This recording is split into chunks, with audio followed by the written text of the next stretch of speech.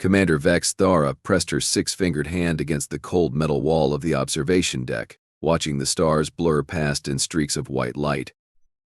The Maiden's grace had been running for 3 cycles now, and her crew was starting to show the strain.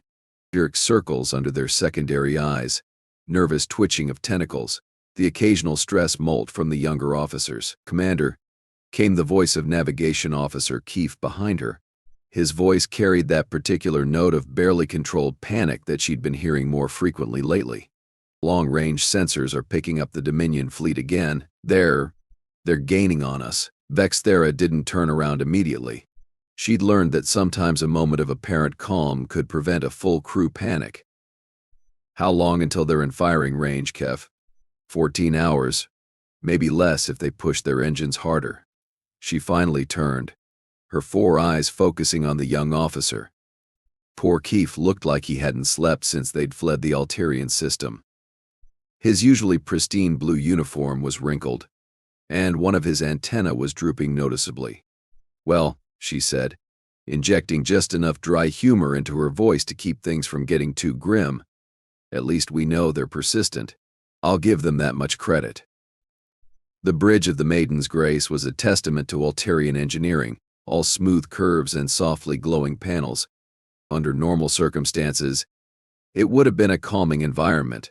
Today it felt more like a very pretty tomb. "Status report," Vex'thara called out as she walked to her command chair. "Engines holding at 92%, reported Chief Engineer Moltar from his station. His thick, bark-like skin was showing stress patterns, darker patches appearing along his neck ridges. But we can't maintain this speed indefinitely. The power cells are draining faster than I'd like." "Weapons?" she asked, though she already knew the answer. "Still at 30% capacity," came the voice of Tactical Officer Zin. The young female's voice cracked slightly. "Itlo. Math. The engagement at Alteria Prime took more out of our systems than we initially calculated." Vex'thara settled into her chair and allowed herself a moment to process their situation. Behind them, the most powerful military force in 3 sectors was bearing down on them with enough firepower to crack a small moon. Ahead of them lay empty space and, hopefully, sanctuary at the neutral Helix station. "Commander," Keefe's voice interrupted her thoughts. "We're receiving a transmission from the lead Dominion vessel." "Oh, how lovely." "Put it through. But don't bother with visual. I don't particularly feel like looking at Admiral Grex'mor's ugly face right now." The bridge speakers crackled to life, and the unmistakable voice of the Dominion's most feared military commander filled the space. His voice was like gravel being ground in a meat processor. "Commander Vex'thara of the Altarian vessel Maiden's Grace, you have something that belongs to the Dominion.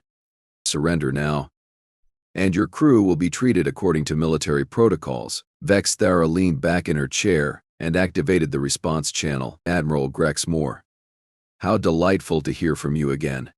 I was just thinking about our last meeting at the Diplomatic Corps of Gala.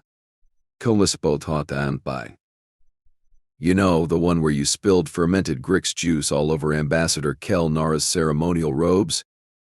There was a pause before Grex'mor's voice returned, noticeably less composed. "This is not a social call, Commander. Mander, you have stolen classified Dominion technology. Return it, and this pursuit ends." "Stolen?" Vex'thara's voice rose in mock surprise. "Admiral, I'm hurt. We prefer the term liberated for the greater good of galactic peace. It has such a nicer ring to it, don't you think?" The data core secured in their cargo hold contained information about the Dominion's new weapons program. Information that could shift the balance of power in 3 sectors. Information that the Altarian High Council had died protecting when Dominion forces had attacked their homeworld. "Your humor will not save you, Commander." Grex'mor's voice had turned cold. "We know your ship's capabilities. You cannot outrun us forever." "Perhaps not," Vex'thara replied, "but we can certainly try. Besides, I hear the view from Helix Station is lovely this time of year.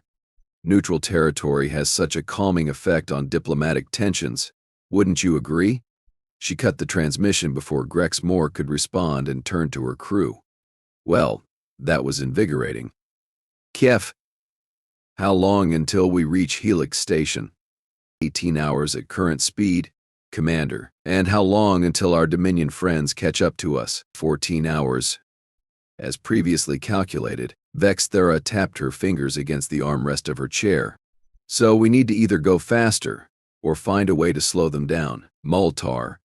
Can we push the engines beyond safe parameters? The engineer's bark like skin darkened further. For a short time, yes. But if we burn out the power cells, we'll be dead in space. Better than being dead in general, she muttered. Zin, what about our defensive capabilities?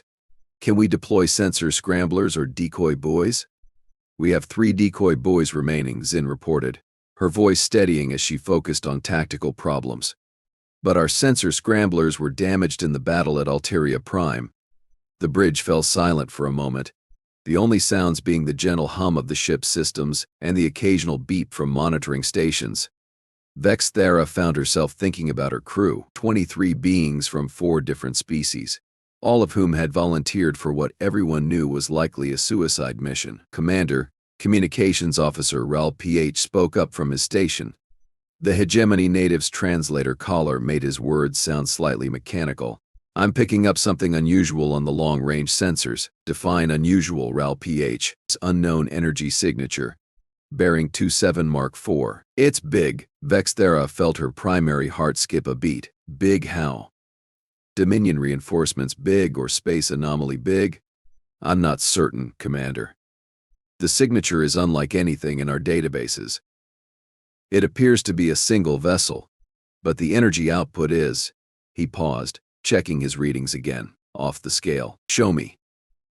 The main display screen flickered to life, showing a tactical representation of local space. Their ship appeared as a blue dot, the approaching Dominion fleet as red dots, and at the edge of sensor range, a single white dot that pulsed with an ominous regularity. Analysis? Vex'thara asked. Unknown. Zin replied from tactical. The vessel appears to be maintaining position, but I'm reading massive power fluctuations. It's almost like... Like what? Like it's charging weapons systems, Commander. Very large weapons systems. Vex'thara felt a chill run through her body. The idea of being caught between the Dominion fleet and an unknown vessel with massive firepower was not exactly what she'd call an improvement to their situation. Attempts at communication? Negative response on all standard frequencies, Ral PH reported. Whatever it is, it's not talking. Wonderful. Just wonderful. Vex'thara stood up and began pacing behind her chair.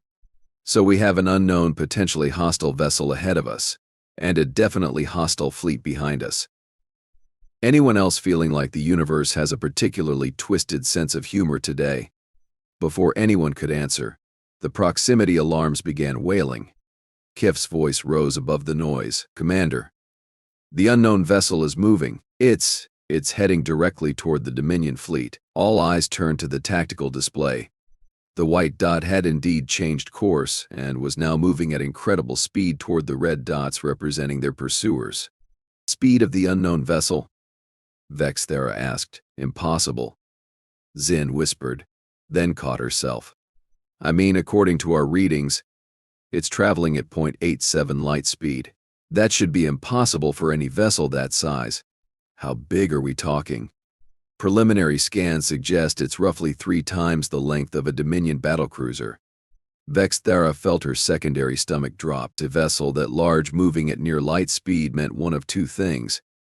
Either someone had developed technology far beyond anything known to galactic civilization, or they were about to witness something that would rewrite the laws of physics. Time to intercept with Dominion fleet?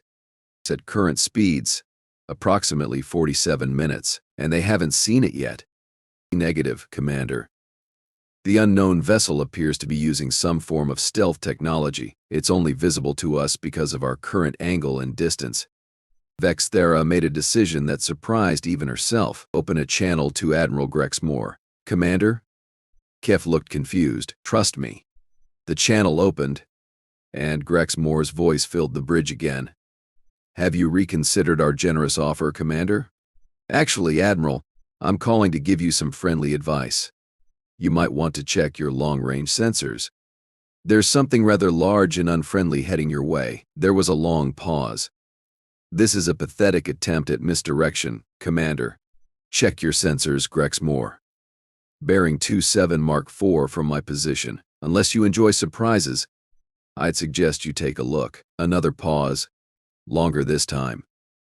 Then Grex'mor's voice returned, noticeably less confident. We see nothing on our sensors. That's because it doesn't want you to see it yet. But trust me, Admiral. It's there, and it's big. And it's moving very, very fast. She cut the transmission and turned to her crew.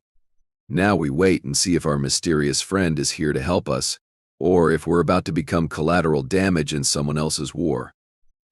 The bridge fell silent again, all eyes focused on the tactical display as three separate forces moved through space on what appeared to be a collision course with destiny.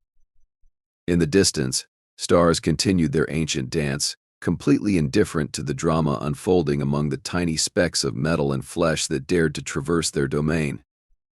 Commander, Raul Ph's voice broke the silence. I'm detecting a new transmission. It's not from the Dominion fleet. Source, the unknown vessel. And Commander, it's not using any communication protocol in our databases. Vex'thara felt her four eyes widen. Put it through. The bridge speakers crackled with static, then cleared to reveal a voice unlike anything they'd ever heard. It was distinctly organic, but with an odd accent and rhythm that suggested a completely different evolutionary path. Attention Dominion Fleet. This is Captain Sarah Martinez of the Earth vessel Retribution. You are ordered to cease your pursuit of the Alterian vessel and withdraw from this sector immediately.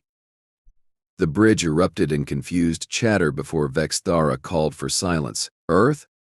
None of them had ever heard of such a place. The voice continued, You have 30 seconds to comply. This is your only warning. Vex'thara activated the communication channel. Unknown vessel.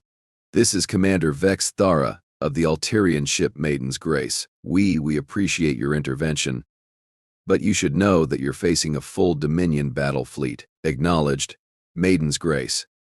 Please maintain your current course and speed. We'll have this sorted out shortly. The casual confidence in the alien voice was both reassuring and terrifying. Whoever these humans were, they seemed remarkably unconcerned about facing down one of the most powerful military forces in known space. Commander. Zin's voice was barely a whisper. Sensors are showing massive energy buildups throughout the unknown vessel. Whatever weapon systems they have, they're bringing them online.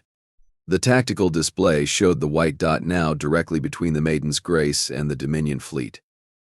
For a moment, everything seemed frozen in space and time.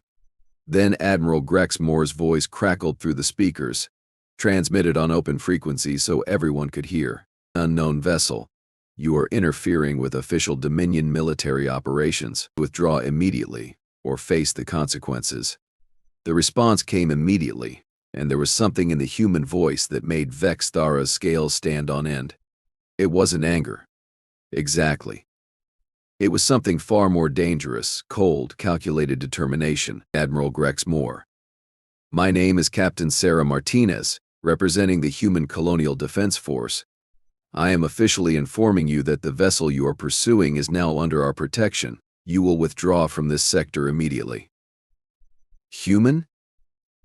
Grex'mor's voice carried a note of confusion. There is no species called human in any galactic database. That's because we've been very busy, and frankly, we prefer our privacy. But sometimes, Admiral, privacy becomes a luxury we can't afford. Especially when bullies start picking on our new friends. The communication channel fell silent for a moment. Then Grex'mor's voice returned, filled with the arrogance that had made him famous across 3 sectors.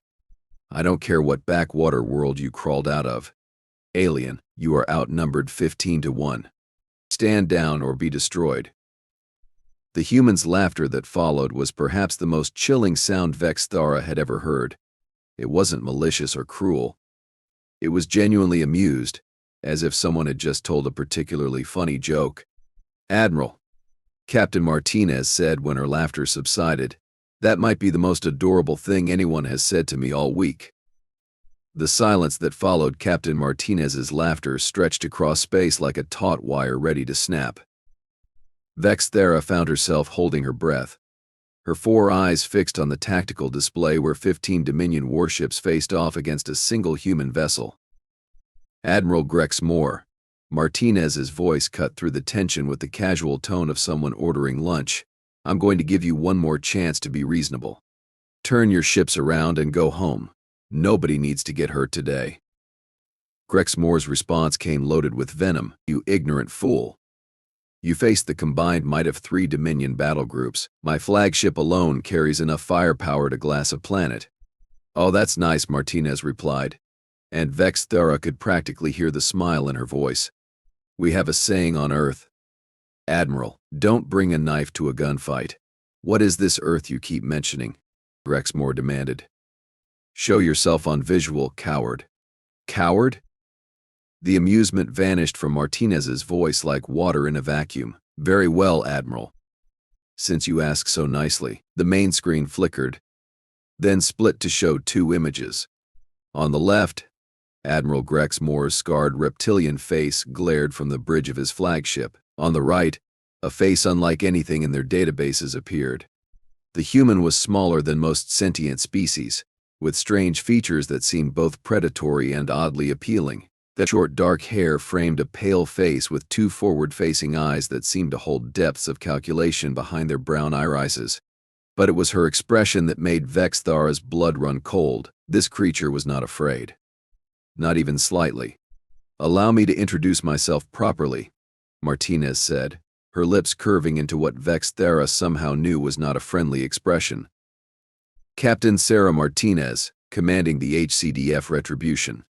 And Admiral, you just made a very serious mistake. Grex'mor leaned forward on his command throne. What mistake would that be? Little human, you called me a coward.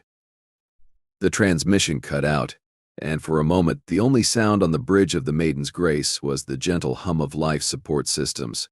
Commander. Zin's voice was barely a whisper. I'm reading massive energy spikes from the human vessel. The power output is... I've never seen anything like it. Numbers, Zin, 17,000 gigawatts and climbing. That's more than our entire fleet produces at full power. Vex'thara felt her secondary heart stutter. Are you certain? Positive. And Commander, they're not just charging weapons. I'm detecting some kind of spatial distortion around their ship. It's like they're bending space itself. On the tactical display, the white dot representing the human ship began to pulse with increasing intensity. Then, without warning, it disappeared entirely. Kif, where did they go? I don't know, Commander. They were there, and then they just vanished. The answer came from the Dominion Fleet Communications, broadcast on all frequencies. Grex'mor's voice had lost its arrogant confidence and was now tinged with something Vex'thara had never heard from him before. Fear. All ships, battle stations. Unknown vessel has disappeared from our sensors. Assume stealth attack imminent. The 15 red dots on the tactical display began moving into defensive formations, their weapons charging and shields activating. For several minutes, nothing happened. The Dominion fleet waited, scanning space for any sign of their mysterious opponent. Then Captain Martinez's voice returned, broadcast on all channels.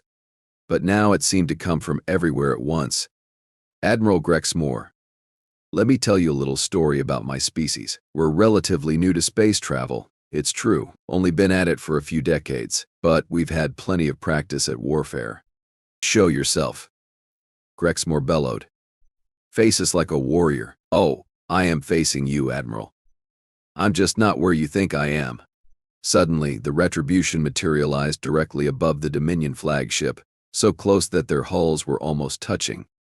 The human ship was massive, easily dwarfing even Grex'mor's battlecruiser, and its surface was covered in weapon ports that glowed with ominous energy. Surprise, Martinez said sweetly. The Dominion flagship opened fire immediately, every weapon battery unleashing torrents of energy at point-blank range. The barrage was enough to vaporize a small moon, but when the energy dissipated, the human ship remained completely undamaged. Is that it? Martinez asked.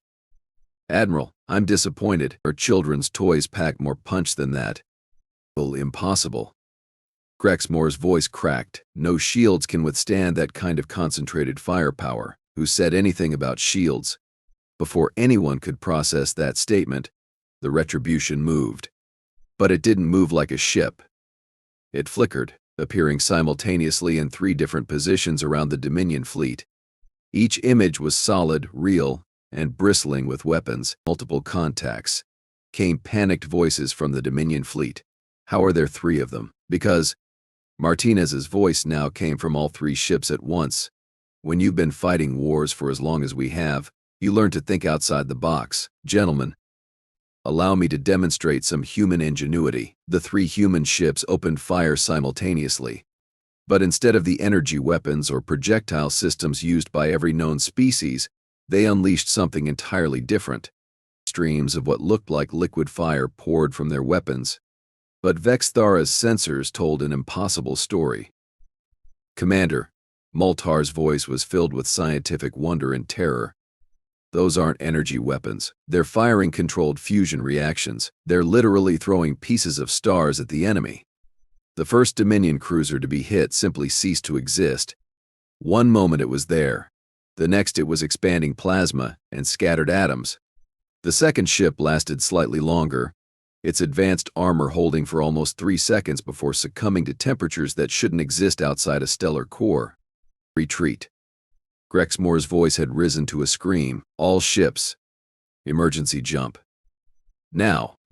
But as the Dominion vessels began charging their hyperspace drives, they discovered a new problem.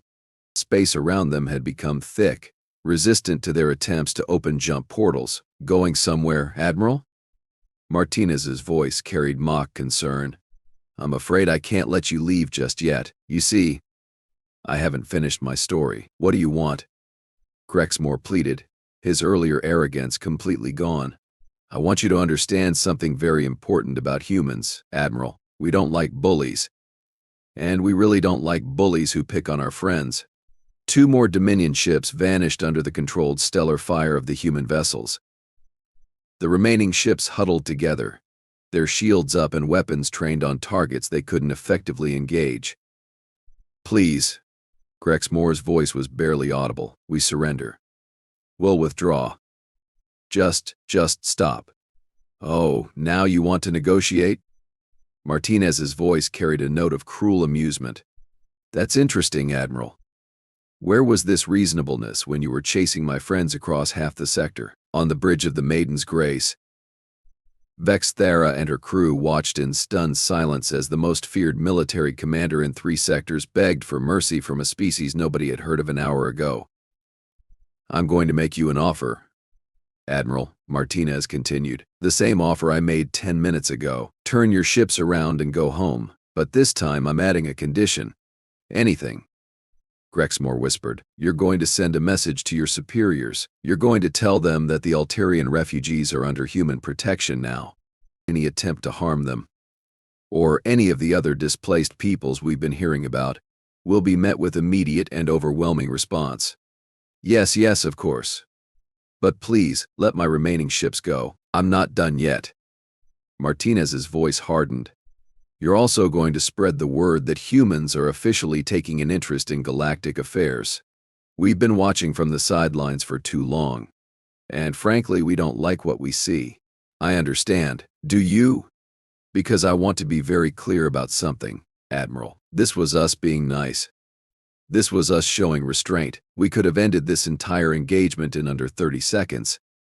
But we wanted to make a point instead of just eliminating you. The tactical display showed the 3 human ships merging back into one, the Retribution reforming into its original configuration above the cowering Dominion fleet. You have 1 hour to clear this sector, Martinez announced. After that, we stop being friendly. The remaining Dominion ships began moving immediately, their hyperspace drives finally able to function as whatever the humans had done to local space dissipated. Within minutes, the once mighty fleet was gone, leaving only empty space and debris. Maiden's Grace, this is Captain Martinez. Are you folks all right over there? Vex'thara realized she was still holding her breath and forced herself to exhale. We're fine, Captain. Thank you. Thank you doesn't seem adequate, but it's all I have. Don't mention it. We've all been the underdog at some point. Mind if we escort you to Helix Station? I'd like to make sure you get there safely. We would be honored. As the two ships began moving toward their destination, Vex'thara found her voice again. Captain Martinez, may I ask, how long has your species been capable of such warfare? Warfare? Martinez's laughter returned, but this time it was warm rather than terrifying. Commander, what you just witnessed wasn't warfare. That was a police action. When humans go to war, we tend to be much less diplomatic. The bridge of the Maiden's Grace fell silent as the crew tried to process that statement. If you don't mind me asking, Vex'thara continued, why haven't we heard of your species before? With technology like this, you could have controlled half the galaxy by now. Because we've been busy with other things, Martinez replied, exploring, learning, growing. We only recently discovered that we weren't alone in the universe, and when we did, we decided to watch and learn before introducing ourselves. And what made you decide to reveal yourselves now? Well, Commander, we've been monitoring communications across several sectors, and we kept hearing the same stories. Refugees fleeing persecution, smaller species being bullied by larger ones, entire civilizations being wiped out because they were inconvenient to someone's expansion plans. Martinez paused, and when she continued, her voice carried a note of steel. Humans have a long history with that kind of behavior. We know what it looks like, we know where it leads, and we've decided we've seen enough. So you're going to become some kind of galactic peacekeepers? Not exactly. We're going to become something much more effective. We're going to become the thing that bullies have nightmares about. We're going to be the friends that nobody knew they had, showing up just when things looked darkest. As Helix Station grew larger on their screens, Vex'thara reflected on the events of the day. Her crew was safe. The data they carried would reach the Alliance, and somewhere in the galaxy, refugees and outcasts had acquired protectors whose capabilities defied imagination. Captain Martinez, she said, I have a feeling the galaxy is about to become a very different place. Commander, Martinez replied, that's exactly what we're counting on. The Retribution and the Maiden's Grace docked at Helix Station together, two ships from different worlds united by circumstance and the simple idea that sometimes, and when everything seems lost, help arrives from the most unexpected places. Behind them, the stars continued their ancient dance, but now they danced over a galaxy where the rules had suddenly, dramatically changed. And somewhere in the darkness between the stars, more human ships waited patiently, ready to answer the next call for help from those who thought no help was coming.